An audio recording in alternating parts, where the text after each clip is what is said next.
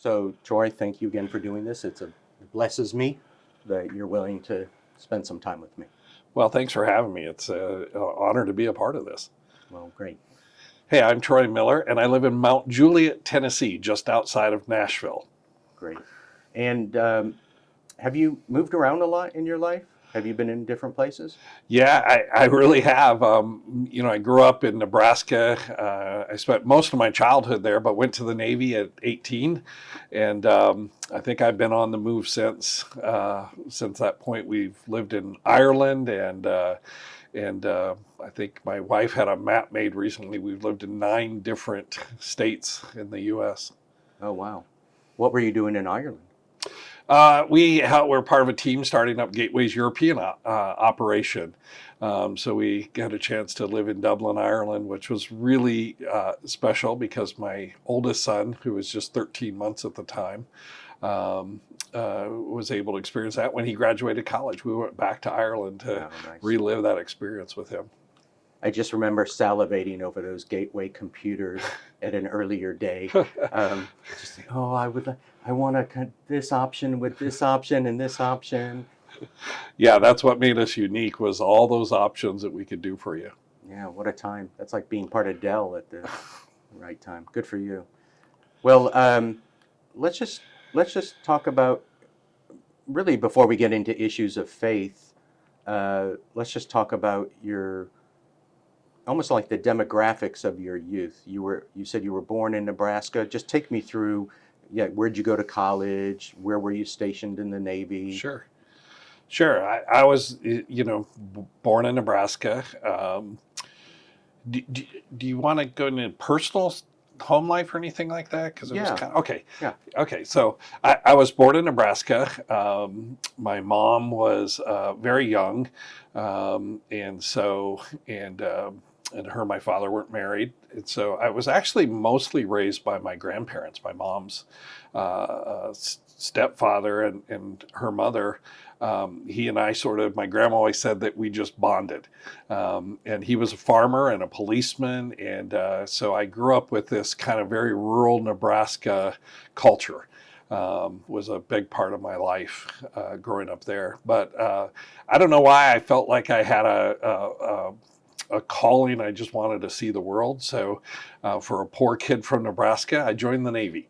Join the Navy, see the world. I think that was the advertising back then, the marketing. And joined the Navy. I had an uncle that was in the Navy, so I thought it was neat. Joined the Navy, and then was stationed in Chicago and Groton, Connecticut, and then San Diego, California, and Biloxi, Mississippi, and then got to see Boston and the whole East Coast. And then got to spend some time deployed in the Persian Gulf. Wow. From there, I came back. I really thought I was going to follow my grandfather's footsteps. I thought I wanted to be a farmer and a policeman. But I found out the military will give you a gun with glasses, but the state police won't. And it kind of really changed the trajectory of my life because I thought I had that planned out. And ended up landing a job at this startup computer company, Gateway. And that was good because technology was what I was into.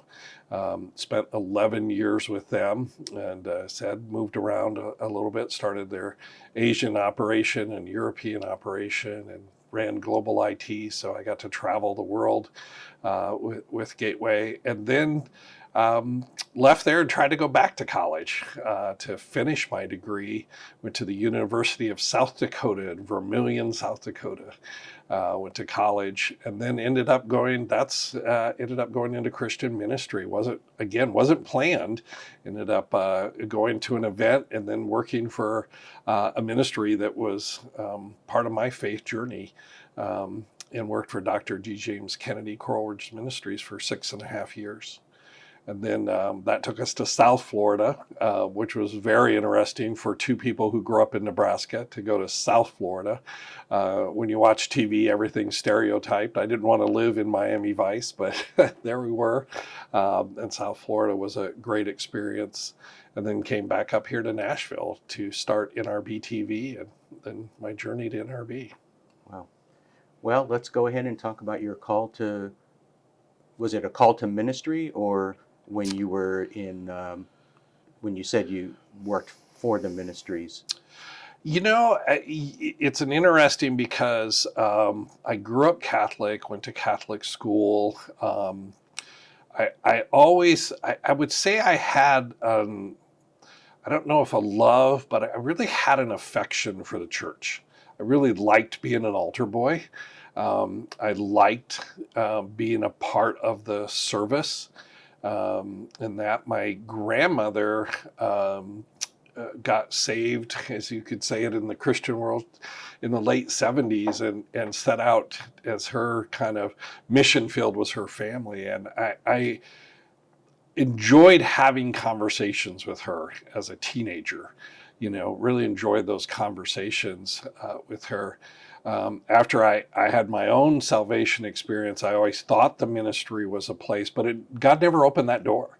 I was an IT person, a manufacturing operations person, a tech support person, a business person was my side. And I actually went into the ministry from a business standpoint. I didn't go in from a pastoral or theological, it was a business. I went in to help an organization that needed operational help with what they did with their book distributions and handling donations and all of those things that were, so I went in and the call was really operational at first. That's kind of how I got started in this, but that did change.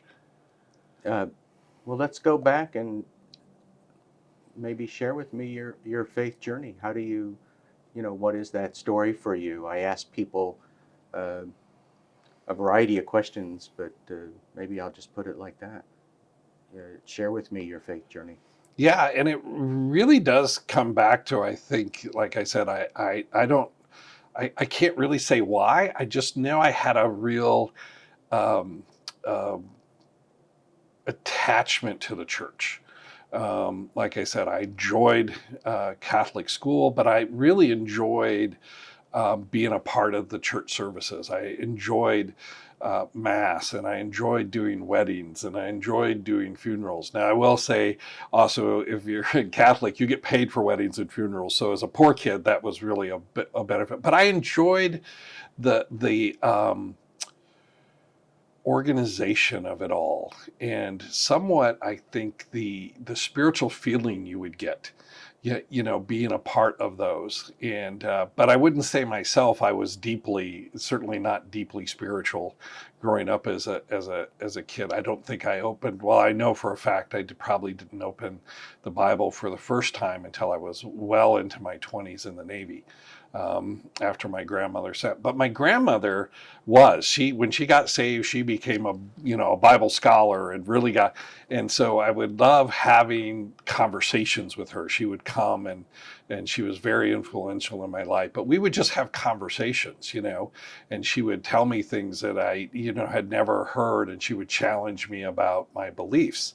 But being a teenager, that lasted while you talked to grandma, and then, you were back off to, living regular life. But she never gave up. She wrote me all the time in the Navy, and she sent me materials. She sent me the first book on explaining what the Bible was all about, and that was instrumental. And she sent me my first Bible. I still have it. I read it so many times that 9 months at sea that it came out of the spine, and I have all the books kind of clipped together. And that was really the start of my actual faith. I think that was the time I think I moved from the what's the word I'm looking for? I moved from the involvement, the feeling of involvement, to actually belief, to really believing now what I had been involved in. Keep going. So you're in the Navy and you've started to read the Bible. Yeah, so I read it that I was in the Navy. We were in the Persian Gulf. We did 9 months of deployments. We did the first 1987 when we were escorting tankers in and out of the Gulf. Our group did those first 7 months of tanker escorts in and out. We were involved in a few little skirmishes, but nothing major. But you still had this, and it wasn't a foxhole Christianity because it wasn't. It wasn't a hostile environment. I mean, we were in a hostile zone, but we didn't have anybody actively shooting at us all the time. But it just the sense of peace that I got from reading the Bible, the sense of security, the sense of knowing there was something out there bigger than me, I think made a real difference. So when I got back and my wife moved out with me to San Diego, we had I would say we attended church, but we actually started attending church, and not just going on Sundays, not just going through the motions of, hey, both of us grew up going to church. Now we went to church with a little bit more of a meaning, of a purpose, like, okay, I'm paying attention. What is this about? What are they talking about? What does this mean? And then starting to dig in and wanting to understand what it meant for me and meant for us. And that journey just kept growing. I really, but from that point on, from 1980, 87, we came back in 88. So I guess it was 1988. Faith became more personal to me. It became real, about a relationship between me and our Creator, and the purpose that was set in life. And again, I credit my grandma with laying the seeds of that, because oftentimes I would remember her conversations and how faith changed her and had changed her life, and watched it change me over time as well. What was your earliest memory that you had faith? I think my earliest memory that I had faith. So when I got back from the Navy, when I got back from the Persian Gulf, and my wife moved out, so we're very young, 21, 19, and Marcia was diagnosed with type 1 diabetes. And type 1 diabetes was used to be called juvenile diabetes. So it's not the same as we hear today. This is an autoimmune disorder that's hereditary. And so she had this, passed down. But it's a very life-changing disease, because the lack of insulin in our bodies is deadly. And also back then you had to take manual shots, and that was deadly as well. And I remember that was the first time I really had to lean on God, and lean on the fact that if I really believed that God was in control, then this was somehow part of his plan. And this was somehow part of what God had put together for our lives. And that was, I think, the first time that things really changed, because it was that first maybe test of faith, whether or not, God, why did you let this happen? Here we are, two good new Christians, following. But I think that was the real first test of whether or not I had faith, or this was just another kind of club involvement. Mm. So, yeah, tell me, where did it go from there? So, it went from there. I mean, so Marcia and I continued to grow, and church became not just an afterthought, became an important part. Like, I really wanted to make sure we were in church. Like, we went on Sundays and Sunday evenings and Wednesdays, and we had church. All of our friends became church friends, and that became our environment, our sphere that we operated in.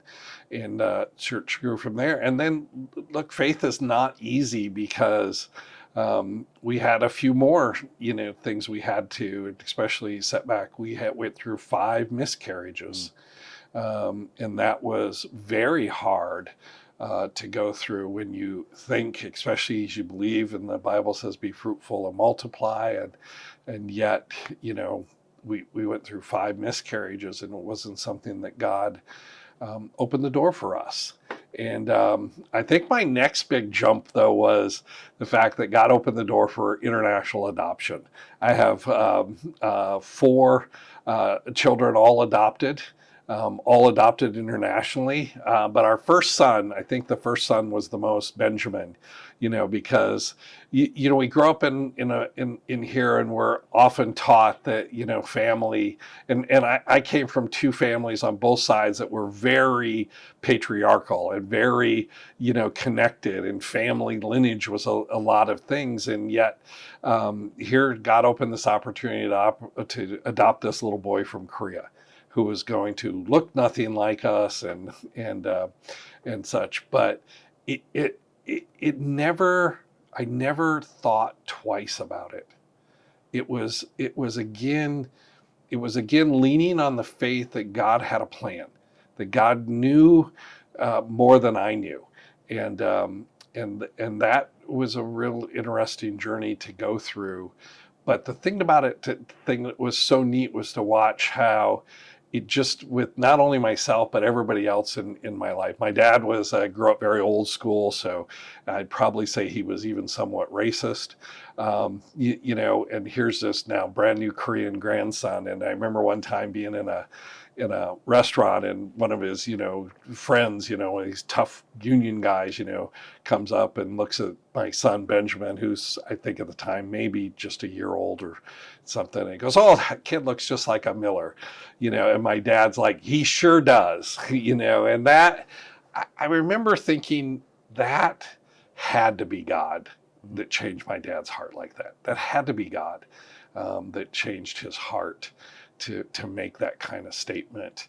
And it was just a real time in my life that not only to think about faith, but to get a reassurance that God is active in our lives. And tell me about the other 3 children. Yeah, so our second son, Brandon, was another little bit of a faith story. He's born in South Korea as well. He was, we were in through that adoption process, and the doctor said, "Hey, we notice he's not advancing like he should." And finally they came back, so we think he has cerebral palsy. You guys have a choice. Do you still want to adopt this baby from Korea, or do you want to move on? And again, Marcia and I didn't even really think twice about it. It's like, no, we've got his picture. We know him. We've already fallen in love with him. We're going to adopt him. And our church had prayed about it. We prayed about it. And finally, after about 3 months of delays, Brandon comes to the U.S., and we take him into the doctor here, and the doctor sees absolutely nothing wrong with him whatsoever. Even after our doctor had viewed the videos of his previous diagnosis in Korea, and had affirmed that was probably the case, Brandon came over and was just fine. He was fine. It was nothing. It looked nothing short of a miracle. And again, it would have been fine if he wasn't. But it's just incredible the way God works. And then two daughters. I have 2 wonderful daughters, one from India and one from China. We were going through the process of adopting from China when an opportunity came up to have a second daughter who was actually born in South Florida, but from her birth mother was here attending college from India. And lo and behold, but none of us, we found out they're only 3 weeks apart. And so they've been raised together almost as if they're twins. They're both 25 now. And at the time of this, 4 weeks from now, my daughter from China will be getting married. What a blessing. They are a blessing. They are an absolute joy. my children. I wouldn't, if I could go back and change things any other way, that God's planned, that He has put together. My sons, my oldest son and I are very close together. My son Brandon and I have an affinity for airplanes and things, and I have a daughter who's super creative, and I love the creative side of that. And then Bailey, who's my kind of she's very A-type, and sort of the operational side of me, and of course the bond that we have, because we spent 11 days, just her and I, in China when I brought her home before we came back, and I wouldn't trade my family for anything in the world. Did you stay at the White Swan Hotel in Guangzhou? In Guangzhou at the big red couch. That's interesting. You know about that, the White Swan, but I understand that's not where you go now. No, they stopped it, actually. The U.S. consulate moved. Oh. And that's what changed it, was the U.S. consulate moved, where you had to go through to get your final paperwork. But that's, yes, the White Swan. I just remember the bar outside where people would sit as they waited for their papers over many days or weeks, and this long table of everybody with their new children. This whole hotel, it was like all of the different agencies that were adopting throughout China. This was the one clearinghouse. So you had this entire hotel full of nothing but families with new babies that take home, and they have this thing called the big red couch there. And so whatever your group is, they'll get all of your babies and put them on the big red couch, and take that picture. And that's a special picture and a special time to do that. Bailey and I want to go back to China sometime, so we're hoping to be able to do that at some point. That's great. Guangzhou is the business center, industrial business center. So I would go. P&G was based there. P&G so was I based there. spend a lot of time in Guangzhou versus the other cities. My just as a side note, my best friend, who is nothing short of a profound blessing in my life, he's the equivalent of Benjamin. He was the first of 4 adopted children in his family, and 2 or 3 of the kids are Korean. Oh, He's not. He was a local child in Minneapolis for them. But so I know from the kids. From the kids' point of view. What a blessing it is. That's great. yeah, it's a blessing, and when God puts together your family, it's kind of interesting, because they not only is there no issue of us looking at them as children and them looking at us as parents. It's also the biggest blessing to see them to look at each other as siblings, and to be tightly connected as siblings, and that's again, I think you look at that and understand that when you know that there's a purpose in your life beyond kind of all the selfishness things we can get attached to, it opens up that heart for those relationships, and that's a big difference. Well, tell me about your spiritual journey and your faith journey since that time of putting your family together. I'm assuming this is all still before NRB and... Well, all leading up so the girls were adopted just shortly after we moved to Florida to go work for Dr. Kennedy. And so this was putting kind of up to that point in Florida. They were both adopted when we lived in South Florida, and together. And that was, before I accepted a position to come to Nashville. And again, the Florida position was much more operational. I didn't really deal with the content side, but working for a guy who was one of the leading theologians of the time, that journey there was where I would say I started my deeper thinking about faith. Faith was still more, at that point it had moved from ceremonial to relational, and now it was moving to maybe deeper intellectual time for me. I think that would be, if I had to say 3 stages of my faith journey, that was kind of the 3 stages. Being in a ministry that was, had a seminary and a school, and pretty much all of the Sunday schools were taught by, professors and things. You started to think about faith in a deeper way, in a doctrinal way, in a theological way. And that growth has continued to today. That was a journey that I think, again, was started there. And it's also what led me to take the position to come to Nashville for NRB TV, because this was an opportunity to start a television channel that was different than all the other Christian channels that were out there, because, and not saying anything bad about them, but they were all ministries that went into television to advance their ministries.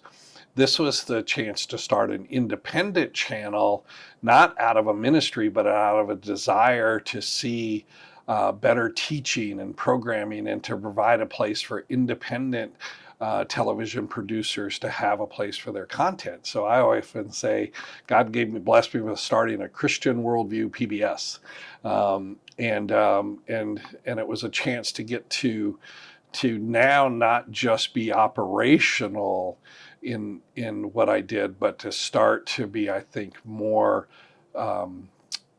pastoral, or to be more ministry kind of minded. Because I wasn't just responsible for the operational side of things. I was actually responsible for the doctrinal side of things and the theological side of things, and that I really believe has deepened the other two. It's not replaced them. It has deepened the faith relationship, and it has deepened my ceremonial look at faith, how faith is lived out in our worship, and in how we relate to God, and then how we relate to other people. So tell me about NRB and your journey since you've been here. So NRB existed before you came here? NRB has existed for 80 years. It's been around for a long time. And the interesting part was, I think I told you, I always thought I was going to be a policeman and a farmer.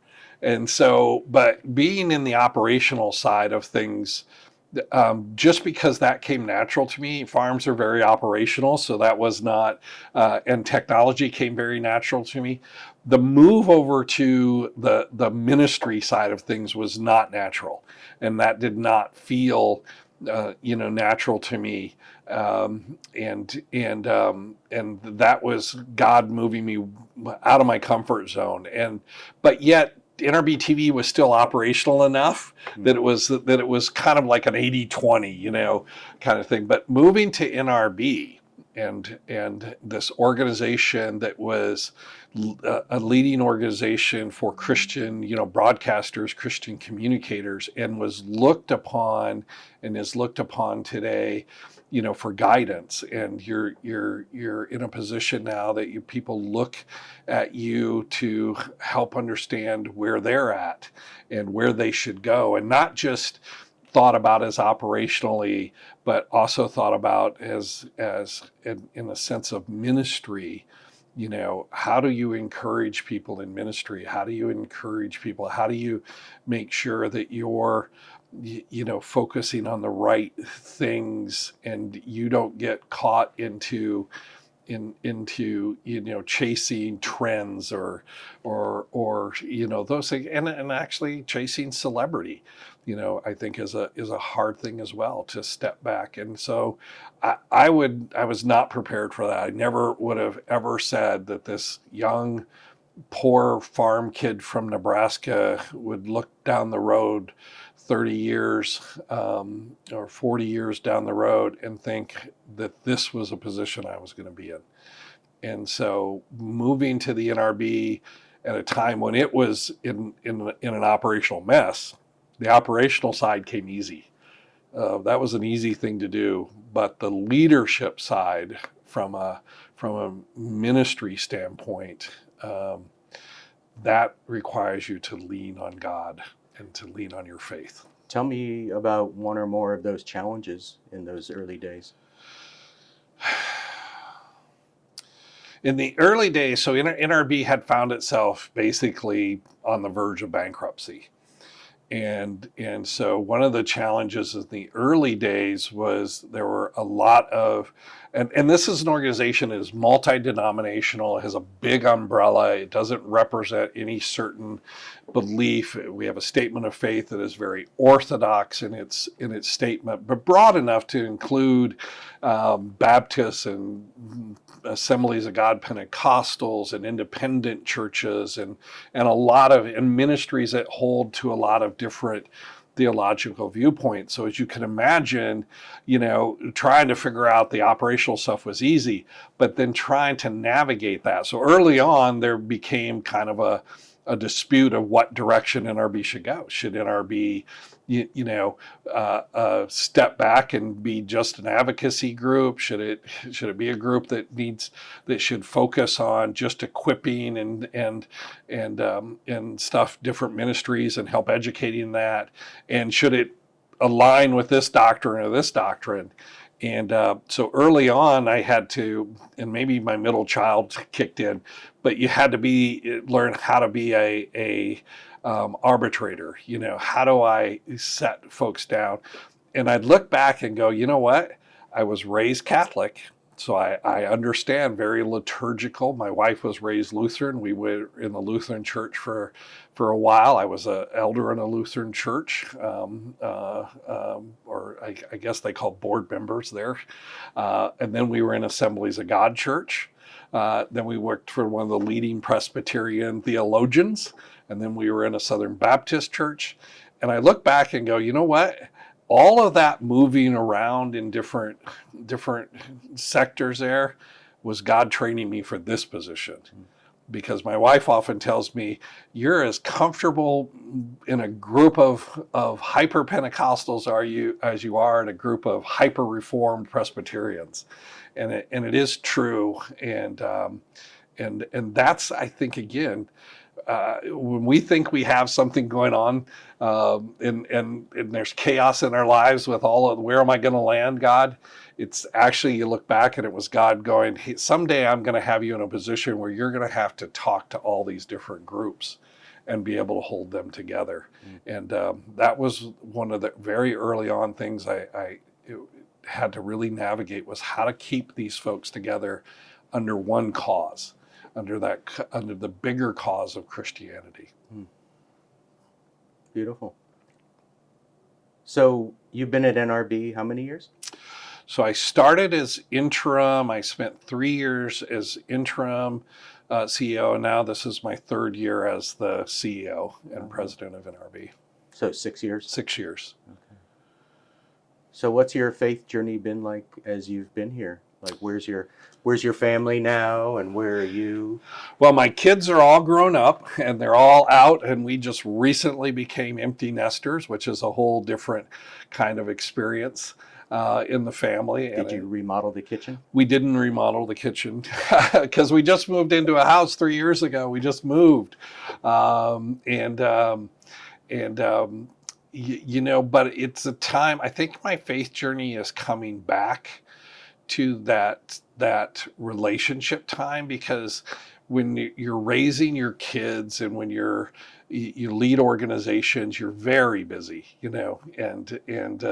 and anybody who's raised kids, 4 kids, you're very busy in that. But now that they're all, my oldest son is married, my daughter's getting married, my other 2 kids are into their careers, and now you sort of step back and it's a time for Marcia and I to get reconnected and to look at our lives and to sort of relax. And even though NRB is busy, and I love doing the things for NRB, I love meeting people. I love encouraging people.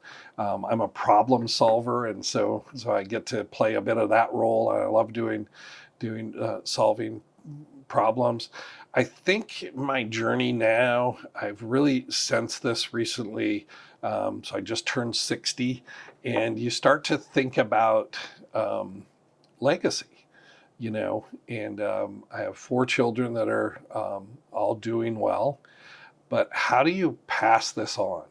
How do you look at what God has brought me through and all the experiences He's allowed me to be a part of and taught me through? How do I pass that on? How do I go from this now self-learning, where I've been on this journey in a deeper understanding of Christianity and that, to switching to passing that on, to teaching and to mentoring. And that's been on my mind lately. As you look back on your life, what do you think has been the most pivotal time you had to rely upon God? I think those 2 pivotal times, I do think when Marcia was diagnosed with diabetes, because it changed our path. I thought either the Navy was a career or the police was a career. I think that was one of them that really changed for us, because it changed our whole trajectory of what we were going to do there. I also think, life isn't always easy. It may sound like my life was always easy, but we had rough patches. Marriage is hard. It's work. It's not. I say sometimes not for the faint of heart, but it's what God uses to develop us. I think the move to Florida was very difficult for us. It was a big step of faith, coming out of the business world into this nonprofit, ministry world. Was a big step of faith. We had a very, very rough 6 months, first year of that, and that, I think, was very pivotal. That move that God did there, to move me out of the business world and into the ministry world, into that nonprofit world, that changed the whole trajectory of the next 20, 25 years for us and for me. Was there a particular incident you can remember when you got to South Florida that you feel like you really had to turn it over to God? Yeah, because you get to South Florida, and you don't know anybody, and wives tend to nest, and it was just the whole transition. I trying to be the operational guy that I was, it was not working out for me just to Band-Aid things with, we can fix that, or we can get this, or we can get the kids in this school. That was not working. That was not allowing us to feel, settled in. And it really wasn't until I sat back and really started to pray about it and say, okay, God, I have to let this go, because my approach is always do this, fix this. And I really had to step back and let go, because fixing this was not solving the problem. It was really, God had to open up the doors for relationships and people. And at that time, we then found out our neighbors were a pastor and his wife. So that really changed things for us when I stepped back and said, okay, God, I can't fix it. I hope my Jewish people were nice to you. Very nice. Actually, it was very interesting, because growing up in Nebraska and Sioux City, you can imagine, I don't think I knew a Jewish person. I got my first introduction to Jewish people actually on a trip that I did for Gateway. I went to New York City once to find it was a software company I was going to look at that helped us move software off this big AS400 onto a thing. And I didn't even know then about, but it was run by a Jewish man. I didn't know he was bringing over these highly educated Jewish kids from the Soviet Union who knew how to program and everything. And I actually, when they dropped me off at this neighborhood and I met him, and then we walked down this alley, I thought the alley was like a time tunnel or something. Like we all of a sudden I stepped out and I thought I was in another country. It's the first time I ever seen the hats and the locks and everything there. But the neat thing in this position, though, even that of meeting people and just understanding that they were still normal people, everybody was normal people, and then down in Florida, we had 4 or 5 synagogues within walking distance of where we lived in our apartments, and we would see the Jewish people walk for Sabbath and things. And we got our neighbors on the other side of us were Jewish and got to meet people. And one of the neatest things about the NRB was my introduction to the whole Jewish community, not only the Christian Jewish community, but the Jewish community in Israel. And I've been to Israel 4 times now.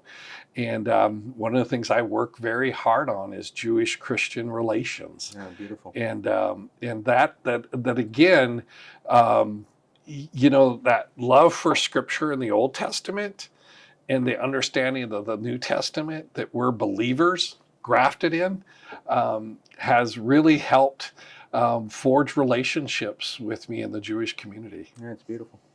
I was very fortunate to live in Jerusalem for a year. Wow, that would be incredible. During college. It's a typical thing for involved Jewish kids to do. Tell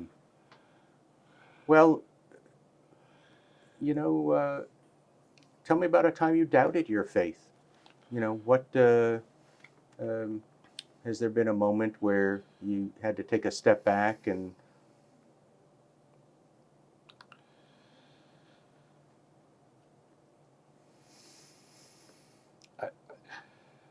I'm not sure there was a moment where I've ever doubted my faith. There have been moments where I doubted the sincerity of my faith. I don't think I've ever doubted that there is a God and that there's a creator. And I've never doubted that. And even as a Christian, I've never doubted the story of Jesus. But I have doubted whether or not I was part of that story.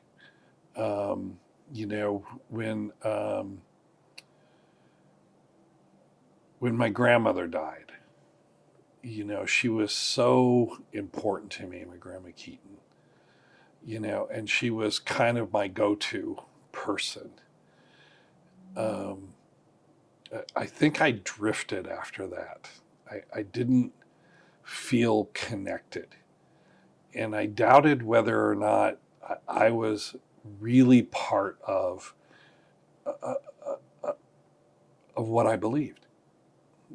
I believed it was all true, but was I a part of it? Or was I, to be honest, was I hypocritical, or was I fake? And that was a few years of my life in the during the Gateway days, during time of South Dakota. And I was also doubting at the time, whether during that time, I thought I wanted to be pastoral, and that door never opened up. Not even cracked. Didn't even crack open. And I just wondered, with everything that was going on, and am I really a part of this? How did that resolve for you? What was the journey back? I think the journey back was the fact that I couldn't let go. It's like I doubted, but I couldn't just let go. I could tell you there were times I wanted to let go. I felt like I should let go. But for whatever reason, I just couldn't let go. And then God sent some really good men in my life. And I didn't have that strong father figure growing up. Like I said, my mom and dad were on again, off again, on again. And, sort of raised by my grandparents, but they were my grandparents. And, it wasn't like I had a deep relationship with my grandfather, And so I didn't have that influence. And at that time, God sent some men in my life that were like stable. Like everybody in that point in my life, I changed friends all the time. I had Navy friends and they were gone. I had high school friends, they were gone. I had my parent, they were gone. And these guys were like in my life, and they were faithful, and they were believed in Christ, and they lived out their life, and they really helped me come through that everybody can go through that doubt, but doubt is not necessarily wrong. I thought it was wrong. I thought it was wrong to doubt, but they said no, it's not wrong, and they poured into my life, and it made a difference. Beautiful. That is one thing I do like about Judaism, is we're encouraged to struggle. That's what Yisrael means. Mhm. Yisar El. Jacob wrestled with the angel. I think in what you called the more intellectual, ministerial parts of Christianity, there's struggle and doubt. That's okay. But I think that doubt and struggle has been really instrumental in my faith. Yeah, and in some parts of Christianity, doubt is looked on as sinful. It's not. Right, doubting Thomas. And actually, the part that I was in, the group that I was in at that time, doubt was looked on as more negative. It was looked on as very negative, actually. It was, there must be something wrong if you're doubting this. And so to have a couple of guys who had gone through their own struggles and come out of it, and to look at you and say, no, it's okay to doubt. It's okay to struggle. Look who struggled in the Bible. Certainly the patriarchs, as we talked about, struggled, and Gideon had asked several times, and so doubt is there, and it's natural for us as people to do, and struggles in the New Testament, doubting Thomas, I imagine Peter, after Christ asked him 3 times, "Do you love me?" had some doubts in there. But to have people come alongside of you and recognize that you're struggling, and then to say, "Hey, I'm here for you," that's a difference. What are you most grateful for? I am grateful for everything. I really am. I don't mean that. I look back, sometimes my wife will say to me, "Oh, you had a horrible childhood." I am grateful for everything God has taken me through from childhood on, because it's made me who I am today. It's made me to be the person that He needs me to be, to do what I need to do for both my family and for the ministry and for people. I'm grateful for those good times and for those rough times, for the hard times. And I'm grateful that God is faithful beyond us. That He, I really do believe, I really get the sense that He doesn't give up on us, even when we want to give up. I'm really grateful for that. That God is as we know, it's Scripture over and over again. God is faithful and just, and that is something in my life that is a rock, a foundation I hold on. What's your greatest wish today? My greatest wish, to finish strong, to finish good. I never thought about it. You always think about, I never thought that turning 60 would have a real profound effect on my thinking. But unfortunately, the men in my family all normally perish in their mid-70s. And so, that's more around the corner than I'd like to think about it. But my greatest wish is that God will help me finish strong at what it is He wants me to do. Do you have a message for people that will see your interview? In my life, early on, like I said, I lived a carefree kind of kid life. I didn't have a lot of parental supervision and stuff. And then I really kind of didn't think that God was in my life. I thought I was, stuck in this business world and all of those things. I think my message would be don't look at your current circumstances as an indication of where you think you will be. Reflect back in life on the things you've gone through and you've learned, and think about that in where you might be. Because I really believe that for each and every one of us, God has a plan. I think He has a plan, and He is putting the things in place to have you as part of that plan. If we'll simply be there, if we'll simply do that. I look back now and would have never thought that 11 years of business would have had anything to do with ministry. And now I find out that God used that to save an organization that needed saving. I would have never thought that bouncing around like a mutt in Christianity was a good thing. And now I find out that that's helped me relate to an organization that has a huge umbrella.